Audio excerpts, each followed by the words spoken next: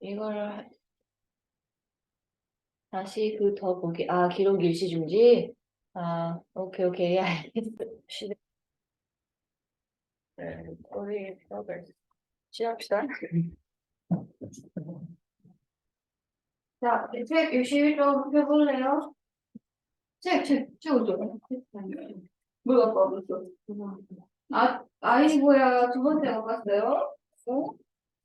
일단은 그러면, 이렇게 책을 혹시 못 가져왔다. 그런 경우에는 미리 얘기해줘. 이따가 한번 뽑아줄게, 쉬는 시간에. 뒤에 오늘 문제도 조금 풀어볼 거니까. 자, 한번 봅시다. 식관 첫 번째 보면은, 여기에서는 생명체를 구성하는 물질들에 대해서 나올 거예요. 특히나 이제 생명체의 초점은 우리 사람, 인체에 관련돼 있거든. 인체를 구성하는 물질을 한번 볼 거고, 그 물질들의 종류 및 걔네들이 어떻게 이루어져 있는지, 그리고 구조 혹은 기능 이런 것들에 대해서 한번 볼 겁니다. 자, 첫 번째 보면요. 생명체를 구성하는 물질에서 얘네들의 구성 원소가 약 20종류 정도 있고요. 뭐 산소, 탄소, 수소, 질소 등이 90% 이상을 차지한다라고 나와 있어요. 여러분 거기 그림을 보면 그러면 벤다이그램 보이죠? 이런 그림은 무조건 한 번씩은 나올 겁니다. 자, 생명체를 구성하는 물질을 밑줄 한번 그어볼까요? 대부분 물이다. 대부분 물로 구성되어 있습니다. 그 이외에 이제 단백질, 질질, 핵산, 탄수화물, 무기염류 등이 있다. 이때 이제 물이 차지하는 비중은 보통 한 70% 이상, 혹은 여기 책에서는 뭐 85% 정도 이루어져 있다고 하는데, 여기에서 포인트는요, 물이 우리 몸의 대부분을 차지하고 있지. 이때 물을 구성하고 있는 원소는 물은 화학 원소 기호로 H2O죠. 그리고 탄소를 포함하고 있지 않아. 그래서 물은 탄소 화합물 혹은 유기물이라고 부르지는 않습니다. 두 번째로 가장 많은 양을 차지하는 게 바로 단백질이에요. 그래서 단백질은 전체에서 보면 두 번째, 혹은 탄소 화합물 혹은 유기물에서는 첫 번째로 많은 부분을 차지한다라고 봐요. 여러분이 이거 단백질, 뭐 지질, 핵산, 탄수화물 이런 게 블랭크 해가지고 문제가 나올 수 있거든. 그러면 숫자 보고 얘네들 순서 조금은 알고 있어야 됩니다. 그리고 뭐 지질, 핵산, 탄수화물이 있는데 여기서 이제 탄수화물이 중요해요. 탄수화물은 핵산, 무기염류, 지질보다도 더 적은 양을 차지하고 있어. 얘가 이제 의미하는 게 무엇인지. 우리는 보통 탄수화물을 1차적으로 섭취를 많이 하잖아요. 그럼에도 불구하고 왜 우리 몸을 구성하는 부분에서는 적게 차지하는지를 뒤에 가서 한번 볼 겁니다. 이런 탄소 화합물들이 생명체 내에서 어떤 기능을 하는지를 한번 볼 건데, 먼저 탄소 화합물이라는 거는 다른 말로 유기물이라고도 불러요. 생명체의 기본 단위인 세포에서 물 다음으로 가장 많은 비중을 차지하는 구성 물질을 탄소 화합물이라고 하는데, 이 탄소 화합물은 탄소에 다른 수소나 산소, 질소 등이 결합하여 단위체를 형성한다라고 나와 있죠. 단위체를 형성했다라는 거는 이 단위체들이 결국에는 중합을 해서 중합체인 고분자 화합물을 만든다라는 겁니다. 그러면 여러분이 고분자 화합물에 해당되는 각각의 탄소 화합물들의 단위체가 무엇인지도 알고 있어야겠죠. 그리고 그 단위체들은 어떠한 원소로 구성이 되어 있는지 이 정도만 파악하고 있으면 됩니다. 자, 고분자 화합물은요. 저분자인 단위체가 서로 결합을 합니다. 이 결합을 통해서 고분자 화합물을 이루는데 이 결합 방식이 고분자 화합물의 종류에 따라 약간 달라요. 특히나 가장 출제 빈도가 높은 게 바로 단백질. 단백질에서는 어떠한 결합을 통해서 이런 고분자 화합물을 형성하는지를 한번 볼 겁니다. 그리고 이 단위체들이 어떤 종류가 몇 개, 그리고 어떻게 배열이 되는지에 따라서 다양한 종류의 고분자 화합물이 만들어진다라고 볼 수 있어요. 자, 그러면 거기 개념서 하기에 보면 물에 대해서 잠깐만 한번 보고 갈까요? 물은 아까 화학식으로 H2O였는데 이 물은 수소 원자와 산소 원자 사이에 물과 물 사이에는 수소 결합을 형성하고 있다라고 봅니다. 이 수소 결합은 여러분 화학 결합 중에 약한 결합에 해당이 되는데 그 숫자가 좀 많아지게 되면은 결합력이 세지겠죠. 그래서 물은 어떤 특징이 있냐면 비열이 크다라는 특징이 있어요. 비열이라는 건 어떤 물질 1g을 1도씨 높이는 데 필요한 열량을 비열이라고 하죠. 이 비열이 크기 때문에 얘네들은 쉽게 온도 변화가 일어나지 않아. 그래서 물 하면 체온 유지에 좋다.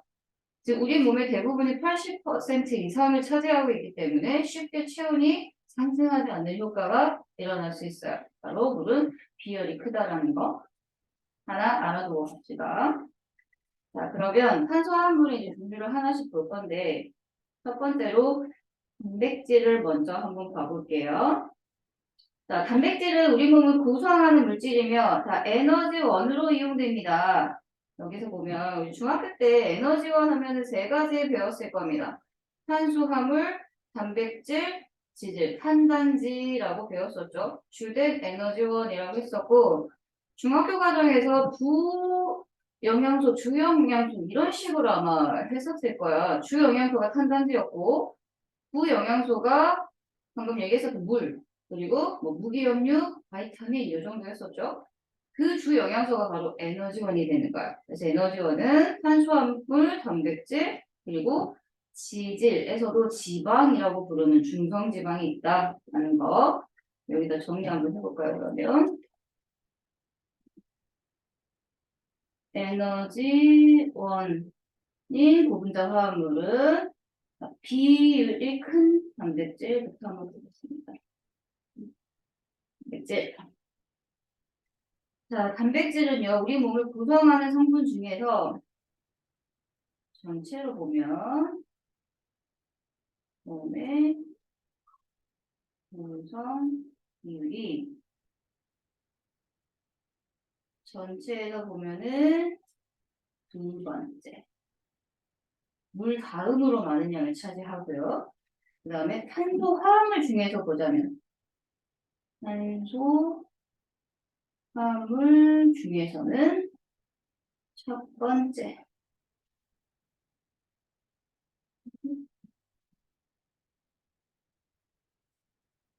첫 번째로 미안해요. 첫 번째로 가장 많은 양을 차지한다.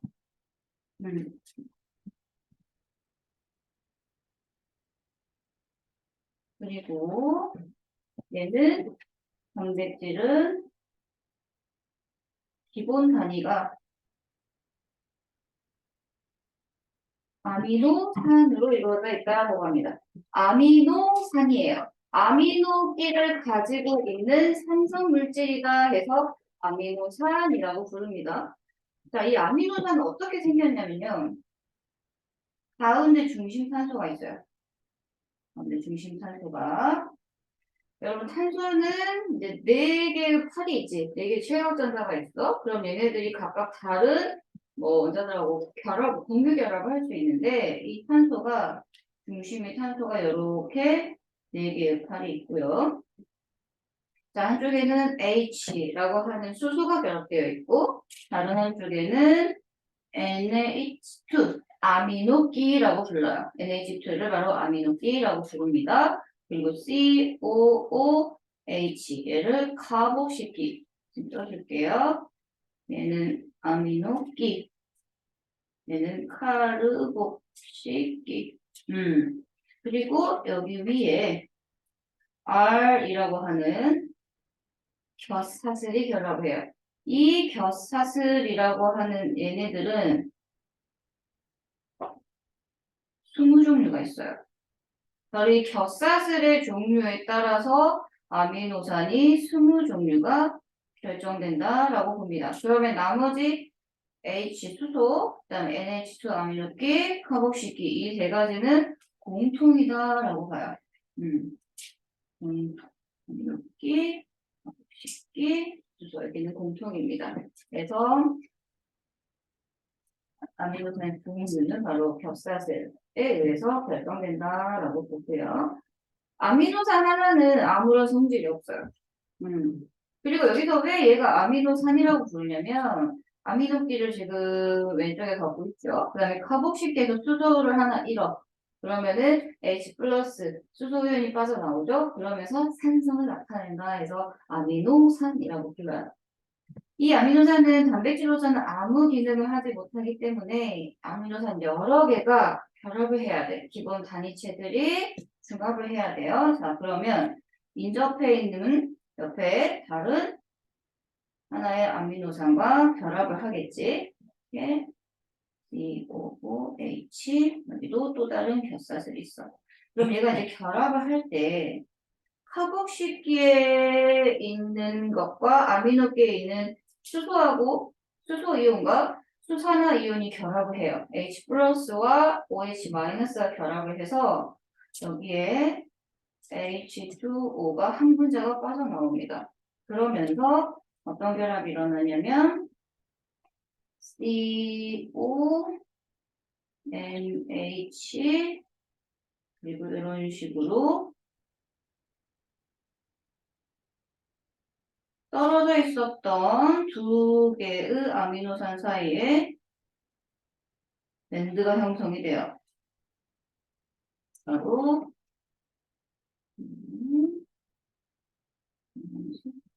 음, 이렇게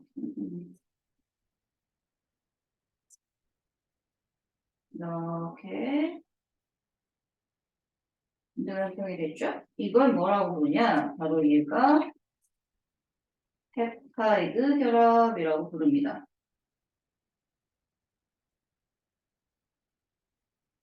자, 아미노산 하나와 또 다른 아미노산 하나가 결합을 해서 아미노산 두 개가 결합했죠. 그 사이에는 펩타이드 결합이 하나가 존재해요. 그러면 펩타이드 결합 개수를 만약 물어봤다. 그럼 아미노산 개수에서 1을 빼면 돼.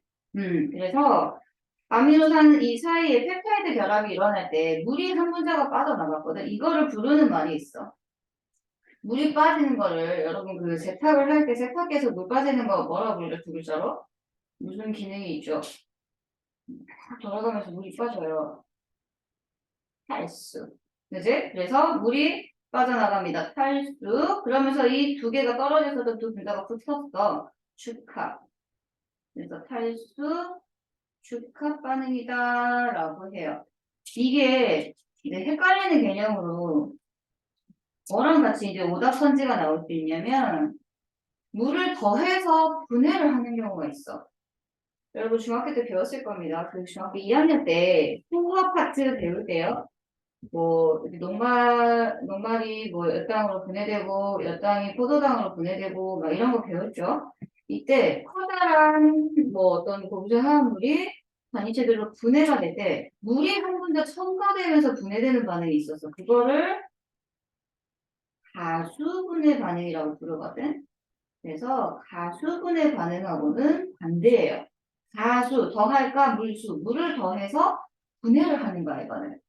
근데 가수분해 반응이라는 거는 좀 많이 들어보거든. 그래서 문제에서 오답 선지로 펩타이드 결합 딱 이렇게 뭐 그림을 그려놓는다든지 혹은 아미노산과 아미노산 사이 펩타이드 결합은 가수분해 반응이다. 이런 선지가 나오면 여러분 무조건 X입니다. 얘는 물이 빠져나오면서 더해지는 반응이에요. 그래서 탈수 축합 반응이다. 라는 거 하나 알아두고요. 이 아미노산의 종류와 개수, 그리고 얘네들이 어떻게 배열하는지에 따라서 결국에는 단백질의 입체적인 구조가 달라진다라고 해요.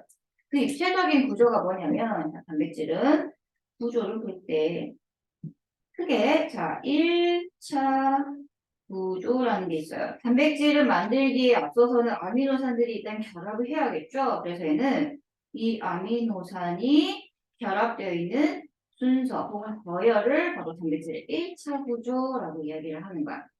그래서 뭐 아미노산 1, 2, 3, 4 만약에 4개가 결합되어 있다. 그럼 이게 첫 번째 1차 구조예요.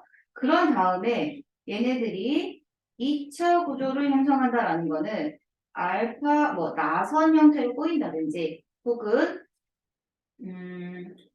베타 병풍처럼 접혀요. 한번 나선처럼 휙 꼬인다든지 혹은 뭐 이런 식으로 꼬인다든지 혹은 병풍처럼 이렇게 접힌다. 그러면 2차 구조라고 부르는 거야. 근데 아직까지도 단백질은 어떠한 기능도 할 수가 없어. 그러면 이제 세 번째로 3차 구조를 형성한다. 이거는 3차원적인 입체 구조를 형성해요. 이렇게 나선 형태로 뭐 혹은 병풍 형태로 접힌 애들이 결국에는 공처럼 뭉치는 거야. 이런 식으로. 공처럼 뭉쳐져요. 3차원적으로. 그게 바로 입체 구조를 형성했다고. 이때 입체 구조를 형성했을 때 단백질은 기능을 나타낼 수 있어. 단백질의 기능이 나타난다. 접혀야 돼요, 일단. 접혀서 공처럼. 가끔 이제 어떤 단백질의 경우는 4차 구조를 나타내는 단백질도 있어요. 이게 여러분 아마 들어봤을걸? 여러분 혈액에는 혈구 세포들이 있고 혈구에는 중학교 때 백혈구, 적혈구, 혈소판 이런 것이 있다라고 배웠었죠. 그때 적혈구 안에는 헤모글로빈이라고 하는 단백질이 있어요. 그 헤모글로빈의 경우에는 3차 구조가 여러 개가 모여 있어.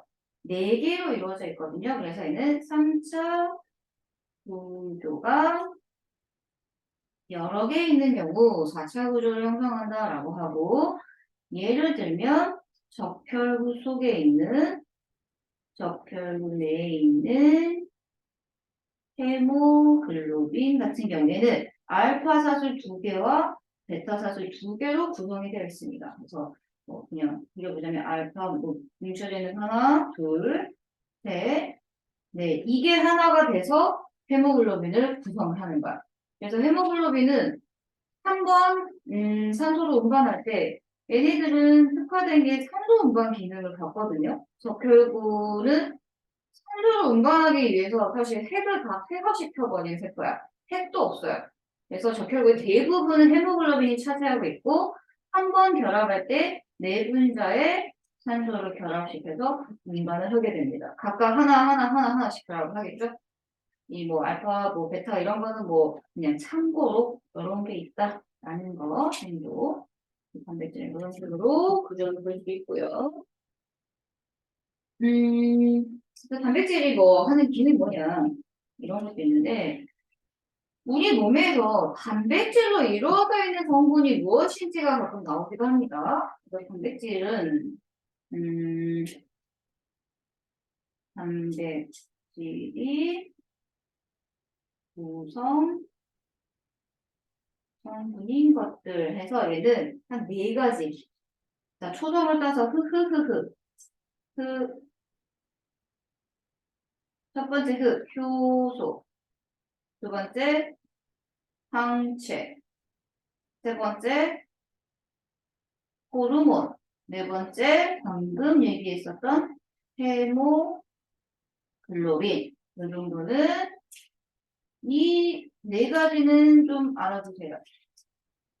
효소, 항체, 호르몬, 헤모글로빈에서 단백질 구성 성분이 우리 몸에 존재하는 성분이 뭐냐? 효소, 항체, 호르몬, 헤모글로빈 있자. 여러분, 효소라는 거는 들어봤을 겁니다. 생명체 내에서 일어나는 이 모든 화학 반응을 물질 대사라고 부르는데요. 그 물질 대사가 일어나려면 반드시 생리작용을 할 수 있는 효소라는 게 필요하다라고 봅니다. 효소는요, 주성분이 단백질이기 때문에 어떤 특징이 있냐면, 여러분 이제 뭐, 어디가 아파요? 코로나 걸렸을 때도, 한창 우리 코로나 유행이 심했을 때, 어딜 가나 체온을 측정을 했었어. 그죠? 그러니까 이런 뭐, 비접촉 체온계로 이마나 뭐 손이나 이런 데 체온을 측정을 했었어. 왜 체온을 측정을 하냐면, 우리 몸은 아까 물이 뭐 80% 이상을 차지한다라고 해서 일정한 체온을 유지를 하고 있잖아요. 정상 체온 범위가 한 36.5도에서 뭐 37, 좀 더 올라가면 37.5도? 이 정도는 정상적으로 보이는데 그 이상 체온이 올라가 버리면 위험한 이유가 바로 효소가 주성분이 단백질이기 때문에 그래. 효소가 만약에 손상이 돼버리잖아? 그럼 내 몸에서 일어나는 화학 반응은 스탑 되겠죠. 화학반이 일어나지 않으면 결국에 물질 대사를 하지 못해. 에너지를 만들지 못해서 사실은 우리 몸을 구성한 세포들이 다 죽게 되거든. 이 효소의 주성분이 단백질인데 왜 체력이 올라가면 위험하냐? 바로 단백질은 굉장히 열에 약해요. 혹은 pH에도 약합니다. 우리가 주로 먹는 단백질 식품 중에 뭐 매일 먹을 수는 없지만 소고기 있고요. 그리고 이런 뭐 계란, 달걀, 뭐 냉장고에서 차가운 달걀을 꺼냈어요. 그러면 대표적인 그 단백질 식품이 달걀 흰자가 있어. 그 달걀 흰자를 뜨겁게 달궈진 프라이팬에다가 깨. 그러면 얘가 하얗게 굳죠. 그죠? 이걸 단백질이 변성된다라고 표현을 하거든. 근데 그렇게 하얗게 굳어버린 이 계란 후라이를 다시 냉장고에 넣었어요. 그렇다고 해서 처음에 그 날 달걀의 형태로 돌아오지가 않죠. 즉, 단백질은 한번 변성이 돼버리잖아. 그럼 회복이 안 됩니다.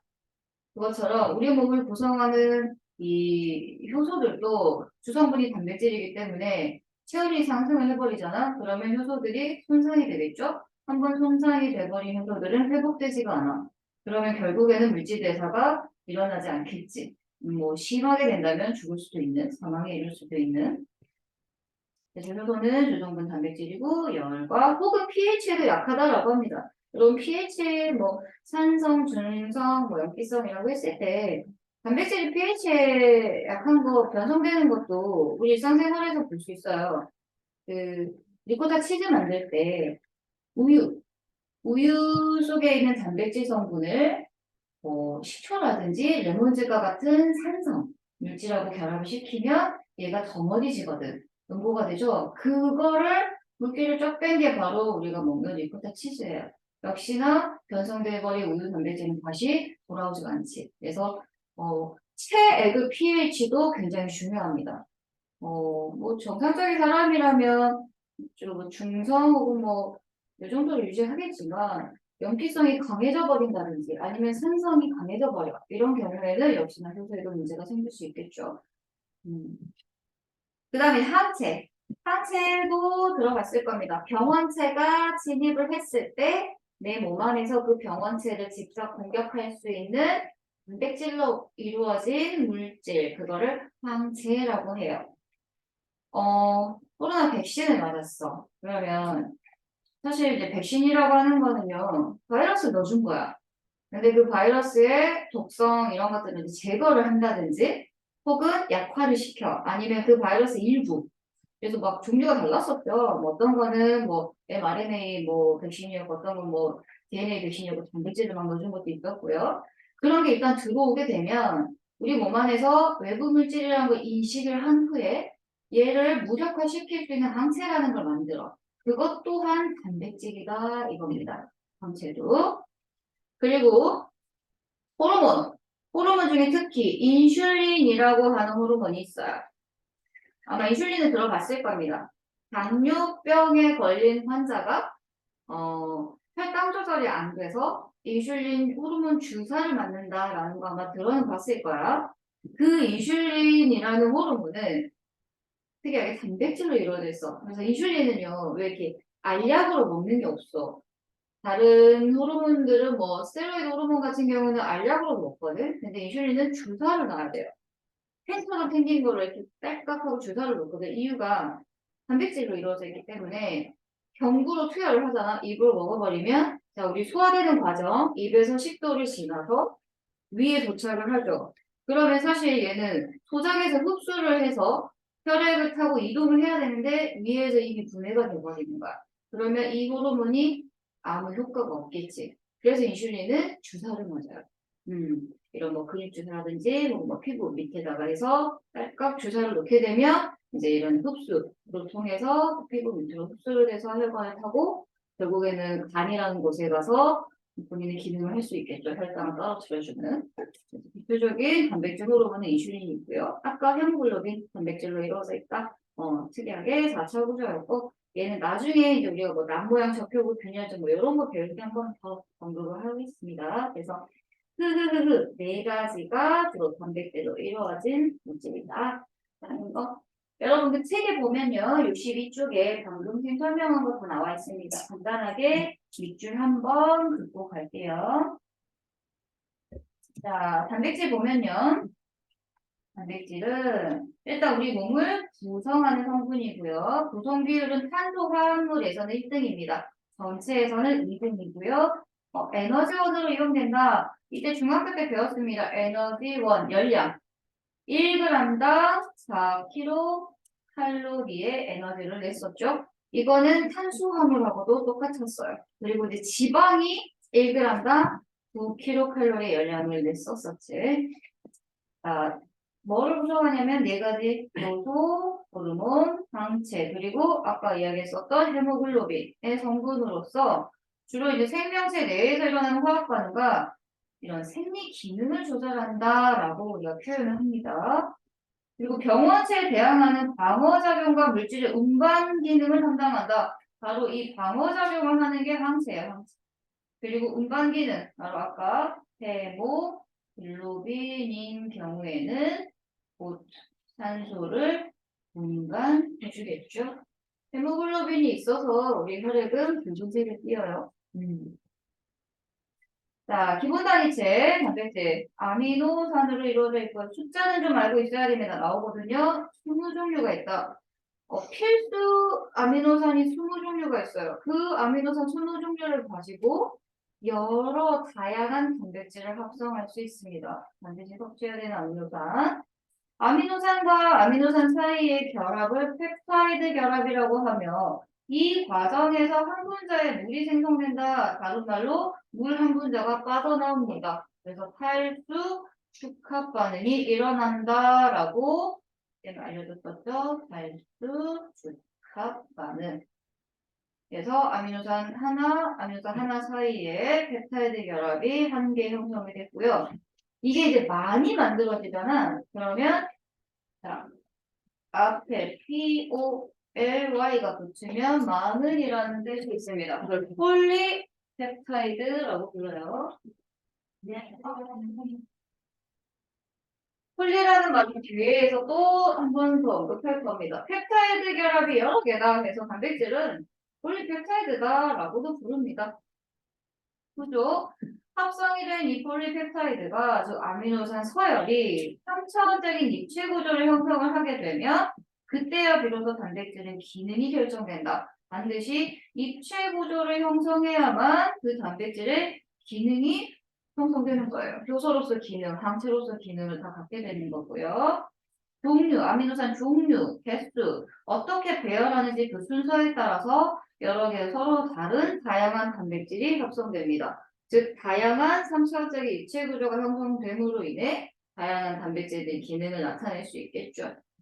여기 이제 뭐 알파벳으로 뭐 A, D, 뭐 O, R로 표현했어요. 그래서 두 개, 세 개인데 순서가 달라진다? 그러면 아예 다른 단백질이 형성되는 겁니다. 자, 여기 옆에 조그맣게 뭐 단위체 해가지고 곰자 그린 단백질을 구성하는 단위체는 아미노산이다. 그러면 이제 탄수화물, 핵산은 이제 뒤에 가서 한 번 더 설명하고 넘어가겠습니다. 자, 이렇게 책에는 단백질하고 핵산밖에 없네요. 그렇죠? 그러면 참고 여기다가 하나 더 혹시 모르니까요. 자, 두 번째 에너지원으로서 아까 첫 번째가 단백질이었고, 이제 두 번째, 탄수,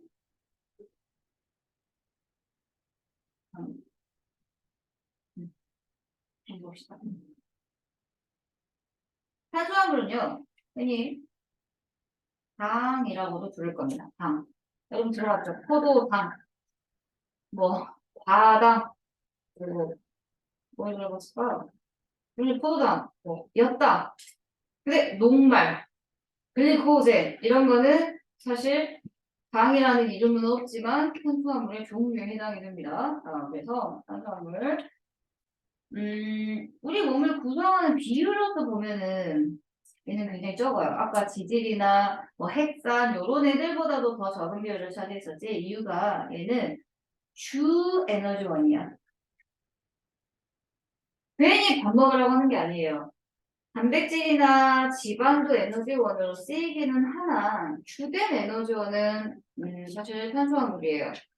특히 여러분 아침밥을 먹으라고 하는 이유가 학생들 아침밥은 반드시 먹어야 된다. 뭐 저녁은 뭐 다이어트를 해야 된다면 저녁은 좀 굶더라도 공부하는 학생들이 아침밥 먹어야 하는 이유가 있어요. 그게 바로 뇌세포는 우리 몸에서 유일하게 포도당만을 에너지원으로 써요. 그래서 포도당이 들어오지 않잖아? 혹은 있는 걸 다 써버려요. 그러면 뇌세포가 일을 못하는 거야. 그 대표적인 예가 사실 뭐 살면서 우리가 하루에 뭐 탄수화물 안 먹을 리가 없잖아요. 그죠? 근데 이런 사람들이 있어. 아까 선생님 인슐린 이야기할 때 잠깐 언급했는데 당뇨병 환자들이 그러니까 당뇨라는 거는 당이 오줌을 통해 빠져나오는 사람이야. 정상적인 사람이라면 여러분 이제 뭐 그런 건강검진 할 때 소변 검사하잖아요. 학교에서도 하면 이렇게 하얀색 얇은 띠에 뭐 하나 둘셋넷 다섯 개 정도 뭐 이렇게 사각형으로 색깔별로 뭐가 붙어 있었던 거 본 적 있을 거야. 그러면 이제 화장실 가서 치아를 묻히죠. 그러면 색깔들이 이제 뭔가 변화가 일어나서 뭐 소변 속에 뭐 단백질이 있는지 혹은 포도당이 있는지 혈액이 나왔는지 이런 걸 막 검사를 하는 거거든. 정상의 사람들은 오줌 속에 포도당이 있으면 안 돼요. 왜냐하면 포도당은 주된 에너지원이기 때문에 밖으로 버려지는 게 있으면 안 돼. 우리 몸에서 대부분은 다 흡수를 하거든. 중학교 때 여러분 배설이라는 거 배웠을 겁니다. 배설 과정. 배설기관은 콩팥이었고 콩팥은 오줌을 생성하는 기관이야. 그럼 그때 단백질은 여과가 되지 않는다라고 배웠을 거예요. 너무 크거든.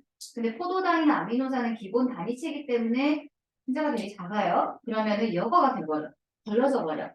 아이고 실수로 빠져나갔죠. 그럼 다시 어때? 100% 흡수를 해야 돼. 이거를 재흡수라고 배웠죠. 100% 재흡수라는 거는 오줌으로 나가면 안 되는 거야. 근데 너무 혈당이 높은 사람인 경우에는 100% 제흡수가 안 되는 경우가 있어요. 그런 경우에 얘가 오줌을 통해 나가버리지. 그런 사람이 바로 당뇨병 환자야. 근데 이 당뇨 환자들은요, 두 가지가 있어요. 첫 번째는, 이거는 뭐, 동성고도 그렇고, 학교 통합과학에서 학교 시험 문제로도 나오기도 했어요. 당뇨병에 대해서.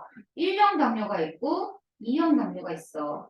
1형 당뇨라는 거는, 아까처럼 인슐린 주사를 맞아야 되는 사람이야. 그 면역 질환 중에 여러분 들어봤을까? 자가 면역 질환이라는 게 있어요. 그게 뭐냐면 그러니까 면역이라는 거는 방어를 하는 거야. 그러면 원래는 내게 아닌 난 주인이잖아. 내게 아닌 외국에 들어오게 되면 그걸 방어를 해야 되거든요. 그런데 내 거를 공격하는 거야. 원인은 몰라요.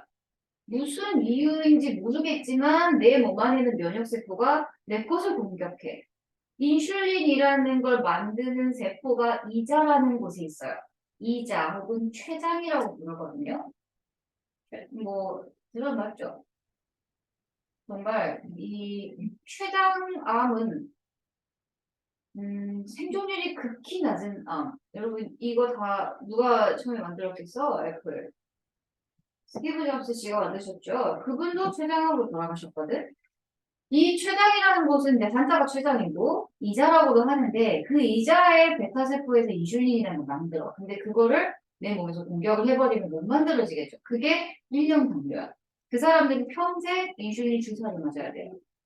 근데 문제는 혈당이 높게 너무 높아서 주사를 맞아서 인슐린으로 낮추잖아요. 근데 그런 사람들이 일상생활을 할 때 높아지는 것보다도 갑자기 혈당이 떨어지는 게 더 위험해. 그걸 저혈당 쇼크라 그래. 그러니까 저혈당 쇼크가 일어나게 되면 뇌세포가 일을 못해요. 그래서 이런 당뇨 환자들은 뭐 출근을 할 때라든지 아니면 뭐 또 운동을 하러 갈 때라든지 이럴 때 뭐 초코바나 오렌지 주스나 이런 거를 챙겨가. 왜냐면 혈당 조절이 잘 안 되니까 갑자기 확 올라갔다 갑자기 또 내려갔다 이러거든. 이때 저혈당이 왔을 때 빨리 그걸 섭취를 해줘야 되는 거야. 그게 바로 뇌세포는 포도당을 에너지원으로만 쓰기 때문에 혈당이 떨어져 버리게 되면 뇌세포가 일을 못해. 그래서 갑자기 의식을 잃어요. 사람을 못 알아보고 이런 경우도 있고 하루만 해도 그 저혈당 쇼크로 인해서 사람이 사망할 수도 있는 이게 굉장히 위험한 겁니다. 여담으로 얘기했어요. 그래서 당은 주된 에너지원이다. 그리고 이형 당뇨는 그겁니다. 여러분 뭐 비만, 성인병으로 인해서 살이 찌면 지방이 많아질 거 아니야. 그러면 이 인슐린에 대한 저항성이 생겨버려요. 그래서 이제 그런 사람들은 주사 맞는 것보다도 운동해라, 살 빼고 지방을 줄이고 근육을 늘리면 인슐린에 대한 저항성이 좀 더 낮아져서 보다 표적 세포에 가서 잘 작용할 수 있게끔 되는데 그걸 안 하니까 이런 사람들도 나중에 인슐린 주사까지 맞는 경우도 생길 수 있다라는 거. 자, 주된 에너지원입니다. 열량은 똑같습니다. 아까 누구랑 똑같냐면 단백질과 똑같아요. 4kcal 열량을 낸다. 1g다. 자, 탄수화물은요. 기본 단위가 이제 우리가 단당류라고도 하는데 기본 단위는 단당류라고도 하는데 보통 동학과학에서 기본 단위 하면 포도당이라고 생각하면 됩니다. 자, 포도당은요. 탄소가 6개 있다. 육탄당이라고도 부릅니다. 육탄당. 그리고 또 다른 단당류가 하나 더 있어요. 바로 과당이라고 하는 것도 있어요. 얘도 탄소가 6개가 있는 육탄당인데 과당. 여러분 음료수 보면 뒤에 뭐가 포함되어 있는지 그런 거 안 보죠? 대부분 이제 단맛을 내는 음료수 뒷면을 보면 성분을 보면 액상 과당이라고 있을 거야. 그게 바로 이 과당이에요. 과일 속에 단맛이 나는 물질에서 이제 과당이라는 이름이 붙었고 포도당과 과당은 이성질체입니다. 뭐 이렇게 분자식은 똑같은데 배열 순서가 조금 다른. 그래서 통합과학에서 탄수화물의 기본 단위 잔당류 하면은 여러분은 포도당만 알고 있으면 되고요. 또 하나 더 탄소가 5개인 당도 있어요. 그게 이제 핵산에서 배울 건데 뭐 리보스라고 하는 오탄당이라고도 있습니다. 하지만 과당 리보스는 그냥 참고로만 알아두고 단단히 포도당만 여러분이 알면 되고요. 이 단당류 2개가 결합하면 당이 2개, 이당류라고 부릅니다. 자, 이당류는 또 크게 세 수로 나눌 수 있어요. 종류. 주로 이제 두 글자 약당 그리고 설탕 그 다음에 적당이라고도 부릅니다.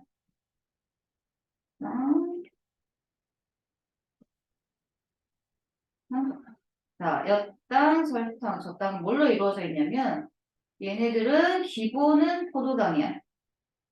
포도당, 포도당, 포도당에다가 엿당은 또 포도당이 하나 결합되어 있는 형태예요. 포도당과 포도당이 결합되어 있는 거, 설탕은 포도당과 과당이 결합되어 있는 거. 그리고 젖당 포도당과 자, 얘는 이제 갈락토오스라고 합니다. 육탄당 중에 하나 더 있어요. 단당류 갈락토스라는 것도 있거든요. 얘가 결합이 되어 있는 것을 바로 젖당이라고 하는데 선생님 왜 다 엿당, 젖당이 됐지만 설탕인가요? 이 설탕은 다른 말로 자당이라고도 불러요. 자이로스. 그래서 자당이라고도 부릅니다. 그래서 이 당류는 포도당 하나와 또 다른 포도당 혹은 또 다른 뭐 과당 혹은 다른 이 갈락토스에서 단당과 단당이 결합된 것을 이당류라고 해요. 단당 플러스 단당. 이때도 펩타이드 결합처럼 탄수 축합 반응이 일어납니다. 근데 펩타이드 결합처럼 얘도 이름이 있거든요. 근데 조금 어려워요. 글리코사이드 결합이라고 하거든. 굳이 뭐 이건 약간 굉장히 오버한 TMI일 수 있는데요. 일단 얘도 물이 한 문자 빠져나와요. 탈수 축합 반응이 일어나서 단당과 단당 사이 결합력이 형성될 수 있다. 뭐 일단 말은 했으니까 써줄게요. 글리코사이드 결합이라고도 부른다.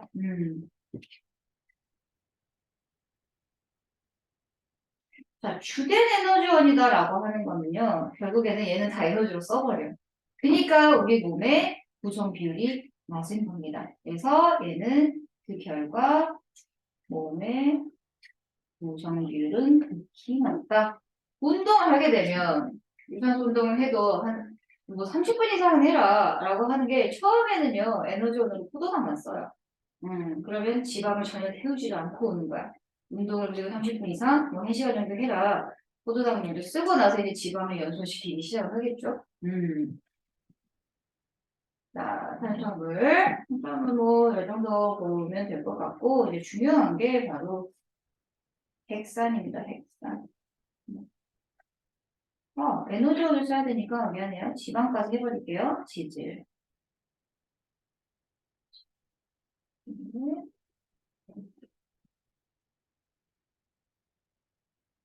자, 지질에는 지질, 뭐 중성 지방, 뭐 인지질, 뭐 스테로이드 여러 개가 있는데 이때 에너지원으로 쓰이는 거는 바로 중성 지방이 에너지원이다. 중성 지방이 에너지원으로 쓰이는 거고 이때 열량이 다릅니다. 9kcal 1g당 9kcal의 에너지를 내더라.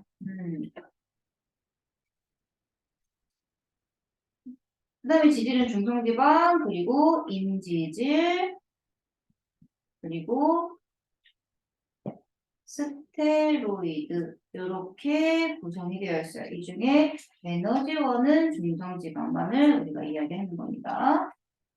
자, 중성지방과 인지질을 먼저 설명을 하자면 중성지방 구조가요. 중성지방도 어쨌든 중합체, 고분자 화합물이기 때문에 기본 단위가 있겠죠. 바로 얘는 지방산 플러스 글리세롤이라는 걸로 이루어져 있어요. 글리세롤 한 분자에 지방산이 3개가 결합이 되어 있습니다. 글리세롤 하나에 지방산이 3개가 결합되어 있는 게 바로 중성지방이에요. 해파리처럼 생겼죠? 그죠? 이때 이 지방산은 탄화수소 꼬리라고 불러요. 이 탄화수소 꼬리가 이제 3개가 있다. 근데 어떻게 뭐 아실결합으로 그래서 트리아실글리세롤 TAG라고도 하지만 이거는 몰라도 됩니다. 그냥 글리세롤 하나에 지방산이 하나 둘 3개가 결합되어 있는 형태가 중성지방이고 이게 우리가 먹는 기름기야. 에너지원으로 쓰이는 지방, 팻이라고 부르는 거고 이거는 에너지원으로 쓰이기도 하지만 피하지방으로도 존재를 해요. 피부 밑에 존재해서 체온을 유지하는 데 도움을 주죠. 특히나 성별에 따라 좀 달라. 그러니까 여학생들이, 여자들이 남자보다 뭐 추위를 막 더 탄다고 하잖아요. 그거는 피부가 얇아서 그렇지만 체온을 더 잘 유지할 수 있는 게 우리는 피하지방이 더 두껍습니다. 그래서 추운 겨울에도 남자들에 비해서 체온 유지에 좀 더 탁월하다. 이 지방이 너무 많아져 버리게 되면 내장지방이 쌓이면 내장지방이 되는 거고요. 그렇죠? 얘를 이제 빼야 되는 거야. 다이어트를 할 때. 물론 에너지원은 필요하지만요. 자, 그럼 인지질.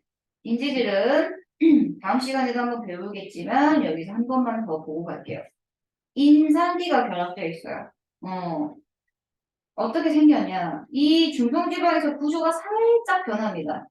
지방산이 2개가 결합되어 있고 지방산 2분자와 글리세롤의 인산이 하나 결합이 되어 있어요. 그래서 인산 머리가 있고, 자, 지방산이 이렇게 2분자가 있는데 이렇게 짝다리를 하나 딱 보고 있거든.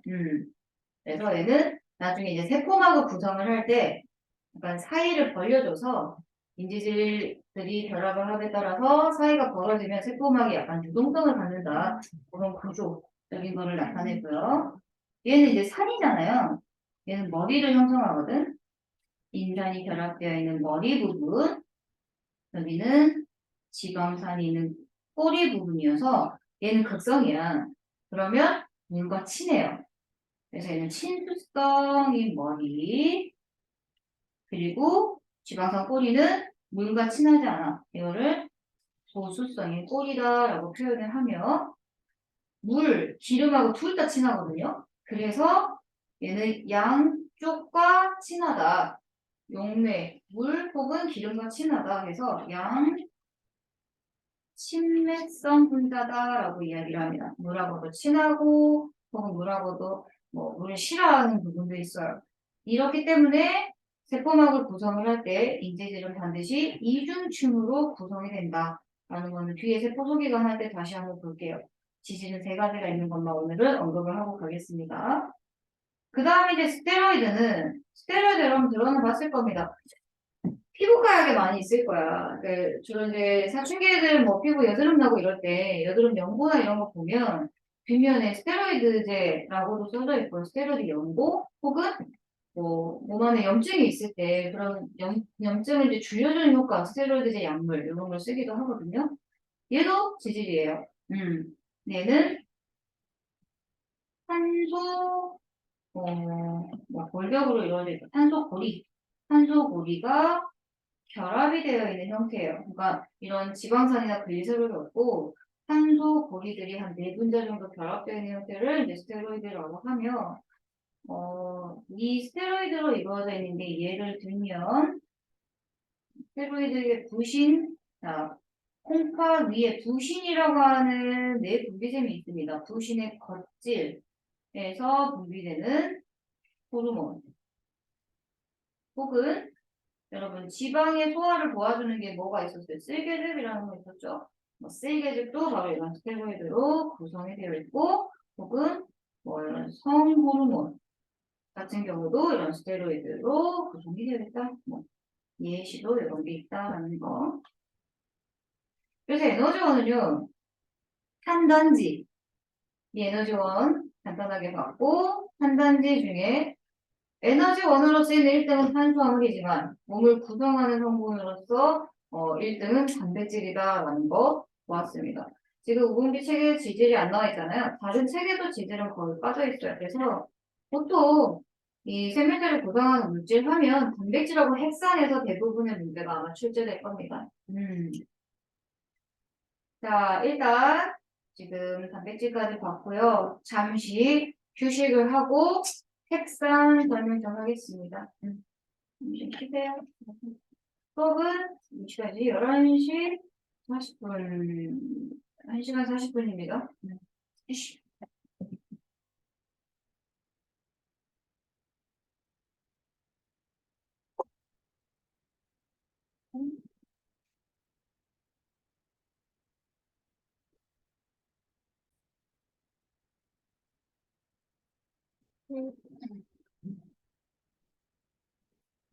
자, 이제 핵산을 한번 봐봅시다. 핵산.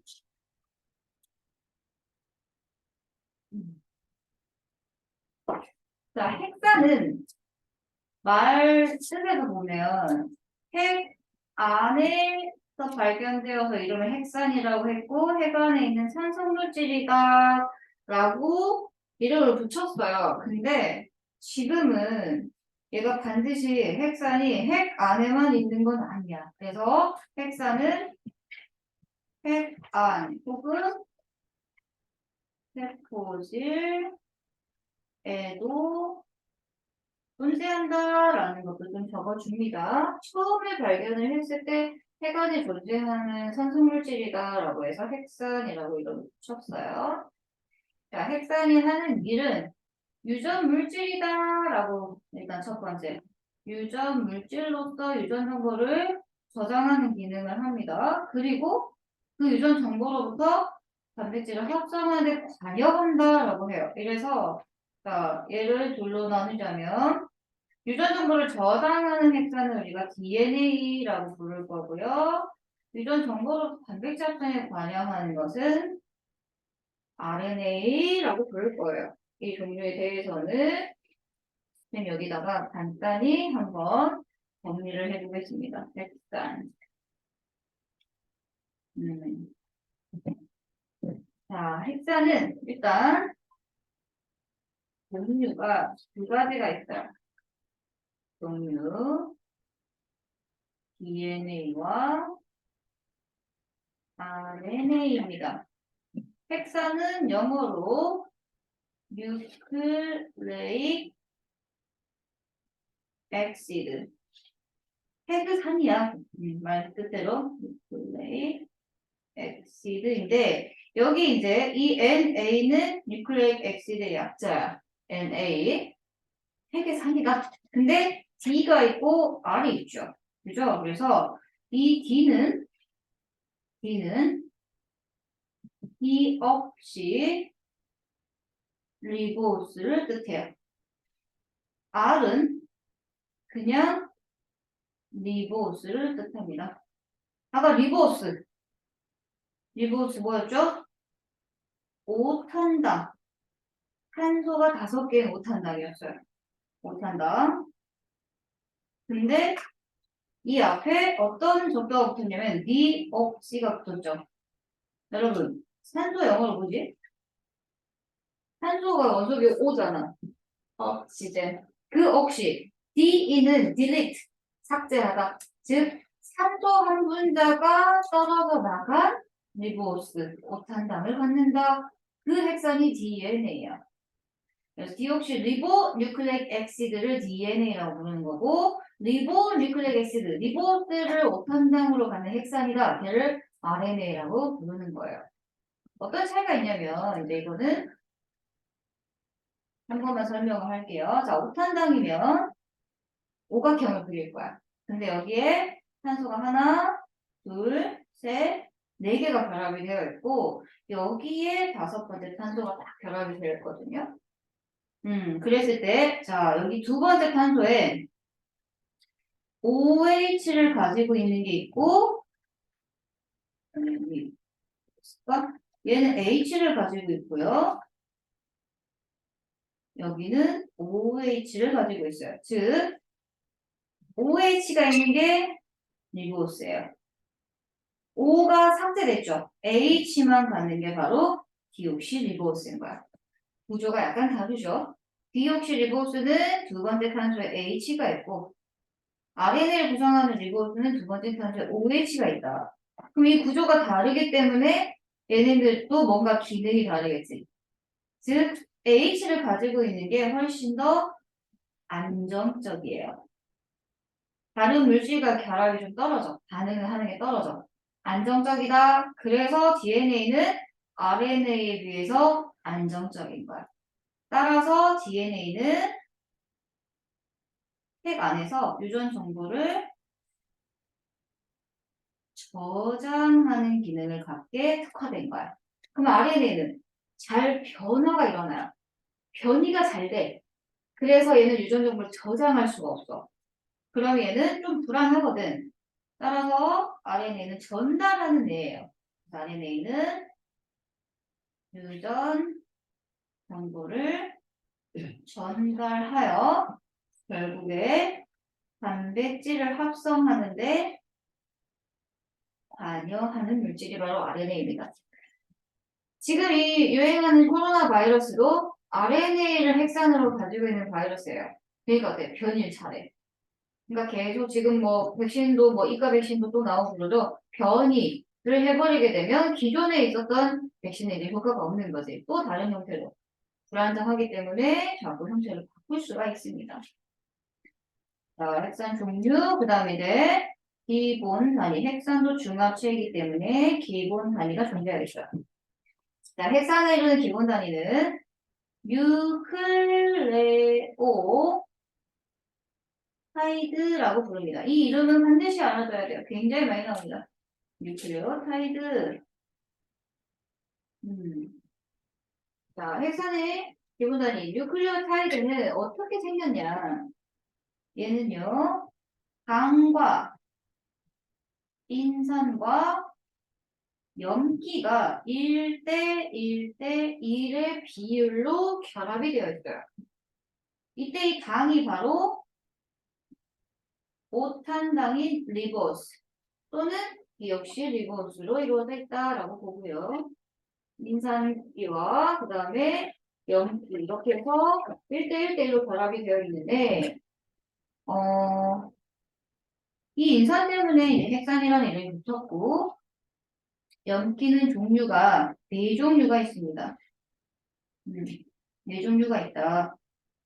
A, G, C, T가 있는데 여기서 DNA는 T를 갖는 반면 U를 갖는 애가 있어요. 그게 바로 RNA에서 그래요. DNA 상에서는 T, 타이밍을 갖고 RNA 상에서는 U, 유라시를 갖습니다. A, G, C는 공통이에요. 그럼 여기에 참고로 한번 알려드릴게요. 참고로 봅시다.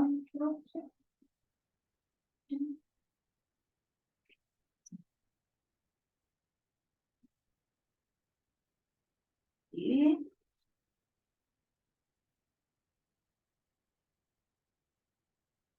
염기는 크게 두 종류로 네 개가 있잖아. 팀을 나눌 겁니다. 하나는 퓨린계 염기, 또 다른 하나는 피리미딘계 염기로 나눌 거고, 이때 퓨린계 염기는 이렇게 육각형하고 오각형이 결합되어 있어. 고리가 두 개야. 반면 피리미딘계 염기는 이렇게 육각형 하나로 되어 있거든. 얘가 바로 아데닌과 G, 구아닌이고, 피리미딘 염기는 C, 사이토신, 그 다음에 T, 타이민, 또는 RN에서 U, 유라실입니다. 자, 이때 염기간에는요, 반드시 염기간에는 상호적인, 상호보완적인 수소 결합을 형성합니다. 상호적 수소 결합을 형성한다. 근데 반드시 짝꿍이 있어요. 짝꿍. 어떤 짝꿍이 있냐면 아데니는 반드시 타이민하고만, 구아닌은 반드시 사이토신하고만 수소 결합을 하는 거예요. 혹은 이제 RNA와 결합할 때는 유라시라고 결합을 하겠죠? 자, 이때 여기는 쌤이 두 줄 거고 여기는 세 줄 거죠. 수소 결합 개수. 아데닌과 타이민은 이중 수소 결합을 하고, 구아닌과 사이토신은 3중 수소 결합을 해. 그럼 수소 결합이 두 개짜리가 있는 것과 세 개가 있는 것 누가 더 끊어내기가 힘들까? 세 개, 그죠? GC가 많을수록 이 DNA는 굉장히 안정적이다라고 하는 거야. GC 함량이 많을수록. 그리고 반드시 A의 짝꿍이 T이기 때문에 A의 짝꿍이 T이기 때문에 A와 T는 비율이 똑같아야 돼요. 비율을 나타내니까 대괄호 칠게요. 자, A의 양과 T의 양은 같아야 돼. 만약에 A가 전체의 예를 들어 30%가 있다. 그러면 타이밍도 어때? 30% 있어야 돼요. 전체 0개가 100개다라고 하면은 얘가 뭐 30개가 있어야 되는 거야. 왜? A는 무조건 T하고는 짝꿍이니까 계속 똑같이 있어야겠죠? 마찬가지야. G도 C하고만 결합을 해요. 그럼 얘네들도 어때? 반드시 똑같은 양이 존재를 해야겠죠. 그죠? 그럼 얘가 만약에 20% 있다. 그럼 얘도 어때? 전체의 20%가 존재해야겠지. 그죠? 이걸 누가 밝혀냈냐면 러시아 과학자예요. 바로 샤가프라는 사람이 샤가프 법칙이라는 걸 통해서 밝혀냈습니다. 그럼 이 샤가프 법칙은 AT가 같고 GC가 같다. 혹은 이걸 이제 다른 방법으로 설명할 때 또는 A 플러스 G와 T 플러스 C는 1로 같다. 라고도 표현할 수 있겠죠.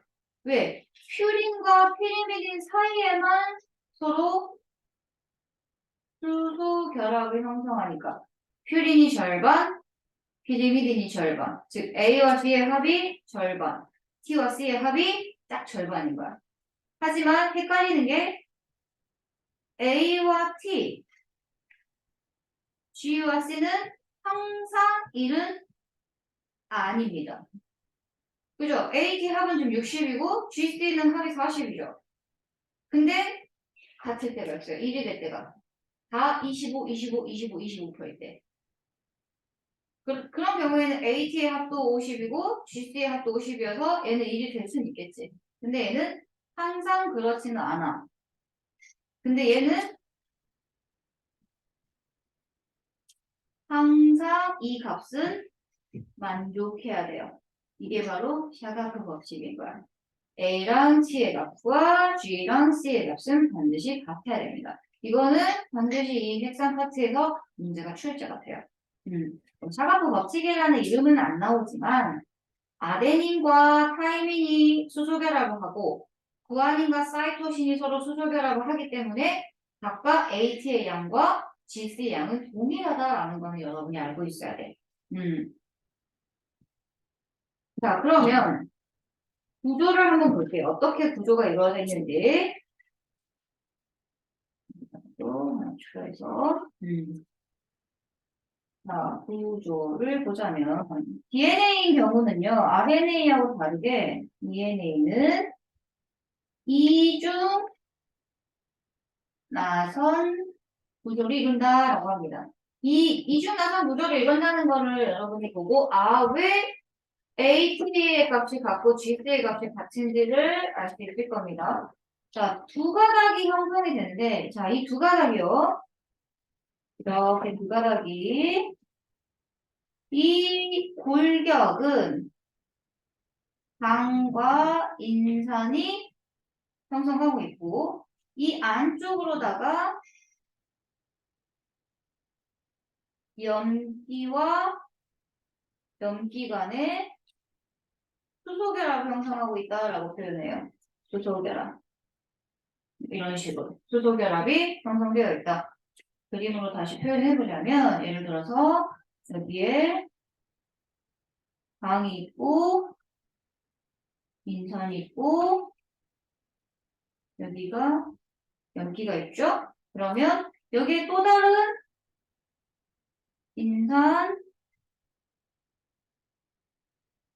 당, 염기를 가지고 있는 뉴클레오타이드 하나, 또 다른 뉴클레오타이드 하나가 들어오겠지. 요 사이에는, 인산과 당 사이에는 전자쌍을 공유하는 공유 결합이 형성이 돼. 그래서 이게 골격을 쭉 이룰 수 있어요. 그리고 염기는 중요하니까 안쪽으로 배치가 돼. 그리고 여기에도 이런 식으로 방이 있고 인산. 이렇게. 잠깐만요. 이거는 미안해요. 이건 거꾸로 그려야 돼. 왜냐면 방향이 반대니까. 이렇게.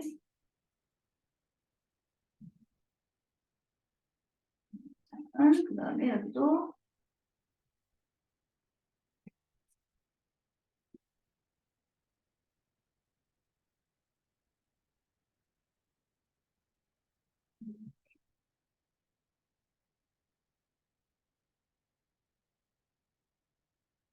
이런 식으로. 이렇게. 자, 이랬을 때 이중 나선 구조라는 거는 요 둘 사이가 요 두 가닥 사이가 간격이 일정해야 돼요. 약 2나노미터 정도로. 그럼 아까 고리가 두 개짜리 있죠? 아까 여기 고리 두 개짜리. 두 개가 결합한다. 그러면 사이 넓어질 거야. 하나 결합하면 사이가 좁아지겠죠. 그래서 두 개하고 하나가 결합했을 때 고리가 총 세 개가 있으니까 사이가 일정해지는 거야. 그래서 고리 두 개짜리인 A와 하나짜리인 T가 잔기가 맞아요. 그래서 수소결합 형성하는 거고. 고리 2개짜리 G와 고리 하나짜리 C가 서로 이 잔기가 맞아. 그래서 수소결합을 형성하는 거야. 반드시 이중가닥이 간격이 일정해야 되기 때문에 예를 들어 여기에 만약에 A가 왔다. 그럼 여기는 T가 와서 이중수소결합을 하는 거고 여기에 G가 있잖아. 그럼 여기는 C가 와서 삼중수소결합을 한다 이 말이에요. 그래야 간격이 항상 일정하게 유지가 돼. 이거는 언제? 이중가닥인 DNA에서 성립되는 거야. 그러면 선생님 RNA는요? RNA는 단일가닥이에요. 단일가닥이기 때문에 샤가포 없이 성립되지 않아. 즉 A, U 혹은 G, C가 반드시 같아야 되는 게 아니에요. 그래서 얘는 단일가닥이므로 앞에서 얘기했던 샤가프 법칙은 성립되지 않는다. 그래서 반드시 A가 U와 같고 G가 C와 같아야 하는 것은 아닙니다. 왜? 얘는 그냥 한 가닥으로 이루어지기 때문에. 그래서 DNA가 RNA보다 더 안정적이에요. 왜? 이 염기가 유전 정보거든요. 안쪽으로 뭔가 보호받고 있어요. 인산이 딱 골격으로 뻗치고 있고 염기는 안쪽을 향해 있습니다. 이게 마치 나선 구조를 형성했다 해서 이건 나선 구조라고 하는 거야. 휘어져 있어요.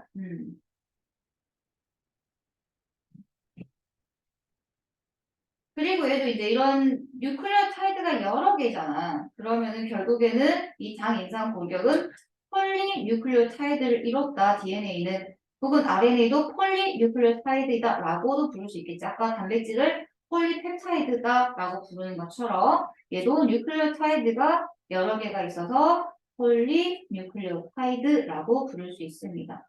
DNA와 RNA 책에 비교하는 거 나와 있어요. 자, 한번 읽어 봅시다. 한번 끄고요. 자, 헥사는 기본 단위체 뉴클레오타이드라고 부르고 반드시 뉴클레오타이드는 인산, 당, 염기가 하나 1대 1대 1의 비율로 결합이 되어 있다. 이때 뉴클레오타이드를 구성하는 염기는 아데닌, 구아닌, 사이토신, 그 다음에 타이민, 여기는 이제 DNA상에 있는 거고 유라실은 RNA상에 존재하는 염기입니다. 얘도 단백질을 구성하는 아미노산의 종류, 수, 배열 순에 따라 달라졌었잖아요. 단백질도 마찬가지야. 핵산도 이 뉴클레오타이드의 종류와 수, 배열 순서에 따라 서로 다른 폴리뉴클레오타이드가 형성될 수 있다라고 보고요. 그러면 핵산은 몇 종류를 만들 수 있냐? DNA상에서는 AGCT를 받는 거, RNA상에서는 AGCU를 받는 거 만들어줄 수 있겠죠? 그래서 핵산은 8종류 핵산이 존재한다라고 볼 수 있어요. 핵산의 종류를 보면 8종류. 8종류의 핵산이라고 하긴 그렇고 뉴클레오타이드가 존재한다. 8종류 뉴클레오타이드가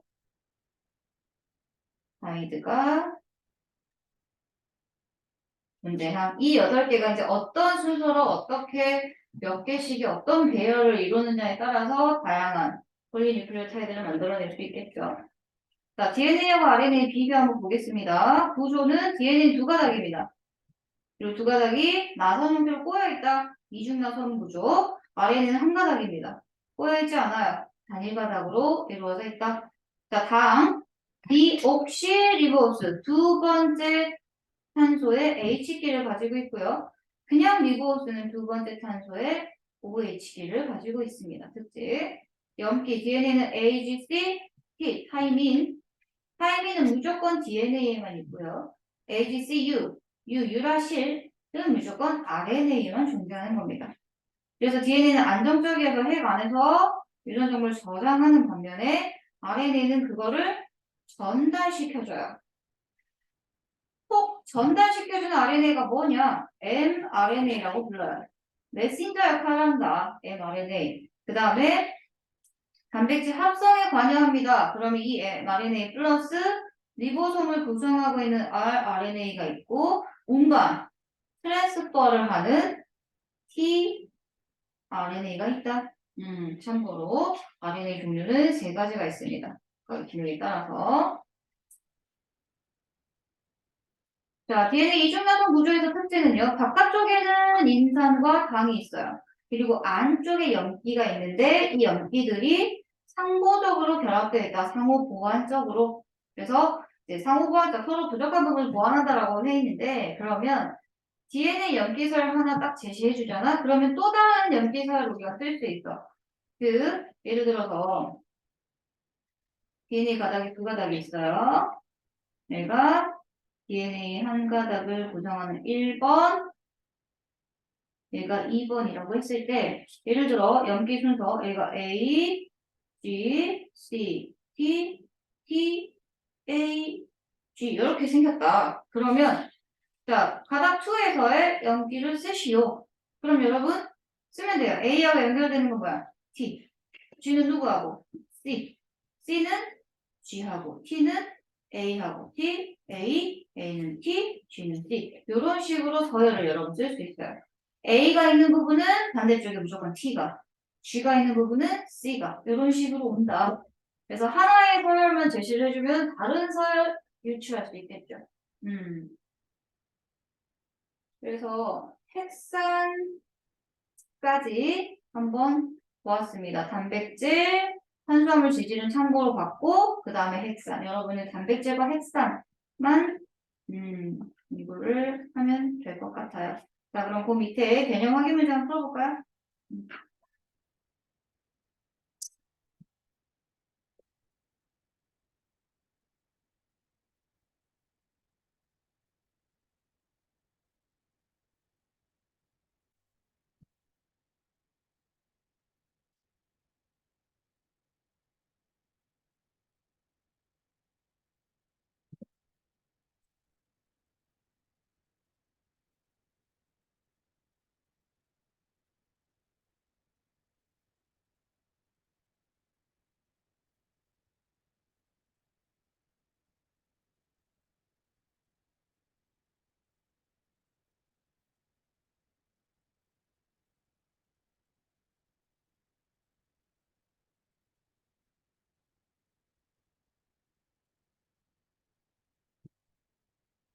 네.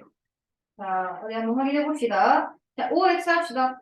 탄수화물, 단백질, 핵산, 지질은 모두 탄소화합물에 해당된다. 탄소화합물, 탄소를 기준으로 뭐 수소, 산소, 질소가 결합되어 있는 화합물을 이야기하죠. 만약에 여기에 물이 포함되어 있다면 얘는 X가 됩니다. 물은 절대로 탄소화합물이 아니고요. 단백질을 구성하는 기본 단위체는 아미노산이며 펩타이드 결합을 통해서 연결이 되어 있겠죠. 자, 이것은 인산, 당, 염기가 1대 1대 1의 비율로 구성되어 있다. 바로 뉴클레오타이드에 대한 설명이고, 자, 염기 A는 타이민과 염기 G는 사이토신과 상호적으로 결합한다. DNA에서라고 했기 때문에 반드시 U를 쓰면 안 됩니다. T를 적어줘야 돼요. 그럼 선생님, U는 어디서 나와요? DNA 한 가닥으로부터 RNA가 되는 과정을 여러분이 뒤에 생명 시스템 단원에서 보면 전사라는 거 배울 거거든. 그때 선생님 다시 언급할 거야. 그때 DNA와 RNA가 아주 일시적으로 한번 결합을 하거든. 그때는 DNA 상에는 A와 RNA 상에는 U가 상호적인 수소 결합을 형성한다는 거. 그때 선생님 다시 한번 볼게요. 자, 그러면 시간이 조금 남았으니까 거기 문제 중요라고 있는 것만 몇 개 풀어봅시다. 문제 다시기 4번, 7번 한번 풀어볼까요? 4번, 7번.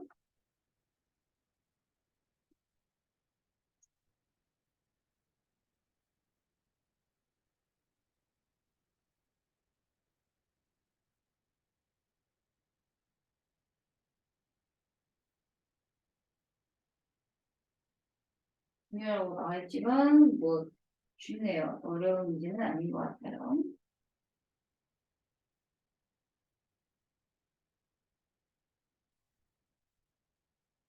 그럼 이제 문제를 풀 때 반드시 틀린 거, 오답을 옳은 답으로 고쳐주는 연습도 해야 하면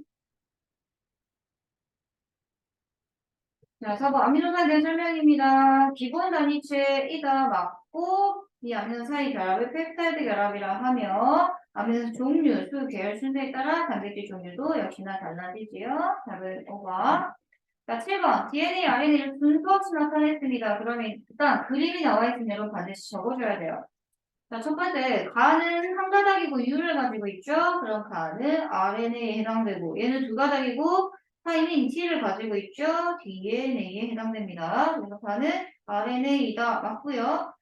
DNA를 구성하는 염기는 A, G, C, U가 아니라 T이다. 틀렸죠? 그 다음에 유전 정보를 전달하는 거는 나가 아니라 가에 해당됩니다. 나는 유전 정보를 저장하는 일을 해요. 그래서 주로 핵 안에 존재합니다. RNA는 핵 안에도 있지만 핵 밖으로도 나와요. 세포질에 존재한다. 답은 1번이 되겠죠. 거기 밑에 8번도 있으니까 한번 해볼게요. 이게 이제 아까 샤가포 법칙이라고 해서 개수가 나왔어요. 어떤 DNA를 구성하는 엽기에서 A와 G가 각각 40개, 80개라고 한다면 T와 C 몇 개겠냐? A가 40이니까 T 몇 개겠어요? 똑같이 40. 그죠? 그 다음에 G가 80이니까 C도 80이 되겠죠. 만약에 문제에서 어떤 RNA를 구성하는 염기에서 A와 G가 각각 40, 80개다. U와 C의 개수를 물어보잖아? 그럼 몰라요. RNA니까. RNA는 모르는 겁니다. 오케이? DNA니까 이중 가닥을 형성해야 되기 때문에 A, T가 같고 G, C가 같은 겁니다. 오케이.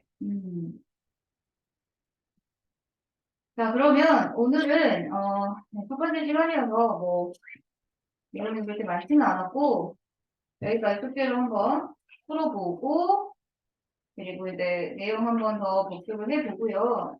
다음 시간에 이제 쌤하고는 수요일날 만날 겁니다. 수요일날마다 이제 생명 파트를 할 거거든. 그때 이제 우리는 저기 뒤로 이제 17강으로 바로 넘어가 버릴 거야. 17강의 세포 도기관이라고 아마 있을 겁니다. 바로 생명 시스템. 일단원에서 생명은 오늘 한 게 다예요. 단백질 핵산. 그 내용이 진짜 별로 없죠. 일단원은 여러분 가장 많은 게 아마 지구과학일 거야. 그게 이제 내일입니다. 네, 우주가 어떻게 생성했는지 빅뱅부터 시작을 해서 별이 어떻게 진화되어 있다니 그 과정들이 조금 복잡해. 외워야 될 것들도 많고. 그래서 일단원은 거의 지구과학 위주로 들어가지 않을까. 그리고 이제 생명과학은 바로 대단원 2단원에 보면 시스템과 상호작용이라고 해서 그 시스템 상호작용의 첫 번째는 역학 시스템이 나오고 두 번째가 이제 생명 시스템이 나오거든요. 그래서 우리는 다음 시간에 생명 시스템의 첫 번째 파트 세포 소기관 요거 이제 좀 외울 게 많아요. 이 책은 굉장히 내용이 적거든. 그래서 요거는 선생님이 조금 더 필요한 것들 정리 한번 해줄 테니까 17강부터 다음 주에 한번 나가도록 할게요. 오늘 고생했습니다. 여기까지 하고 내일은 여러분 즐거워하세요.